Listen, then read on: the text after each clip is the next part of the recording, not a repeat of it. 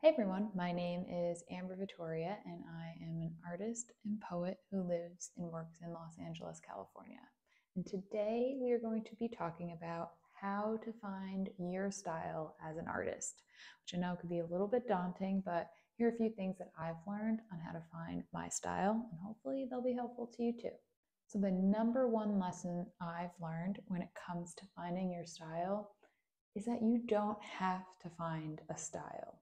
As long as you're making work that feels like you in this moment and it comes from within, it's inherently your style. It doesn't have to look like the work that you've made previously, and it doesn't have to look like the work that you'll make in the future. And a great example of this actually comes from my first ever published book, These Are My Big Girl Pants. It's a really beautiful compilation of some paintings and poems.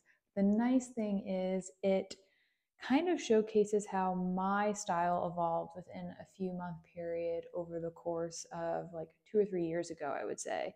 So when I first started making this book, a lot of my pieces were more figurative, and over time they became fully abstract. And the beautiful thing about this as an example is that it showcases that these all came from me. They all came from different parts of me and what I was going through at the time. And even though they all don't look similar, they're still inherently me. And I think that's the most important thing. A lot of times in school, we're taught to find a style and make something cohesive and marketable. And that's wonderful if you have that, and there's nothing wrong with it. But for those that tend to bop around in different areas within art, don't worry about finding a cohesive style. As long as you're being vulnerable within your work and your storytelling behind it, people will resonate with it and understand it, regardless if it looks different from piece to piece. What I will say is if you're feeling a little bit lost or having a bit of a creative block, the best thing to do is lean into how you're feeling currently. The best example of that is my most recent work. Sometimes it'll oscillate from things that are more pressed. So this is paint pressed against paper, wedged between two pieces of paper. It's nice because it's a printmaking technique applied to painting, and I learned printmaking in college, and so it stuck with me. So sometimes I'm feeling a bit more loose, a bit more messy, and this is the work that comes from me. And then other times I'll make work that is a lot more clean lined and gradient focused, and that's just another part of me. And even though these pieces don't look exactly the same, they still are both inherently me. So I would say if you're feeling a bit lost and you're kind of letting that question of finding your own style float back into your head, just make what feels right in the moment and trust in the fact that because you made that in that moment, it's inherently you and it's inherently your style.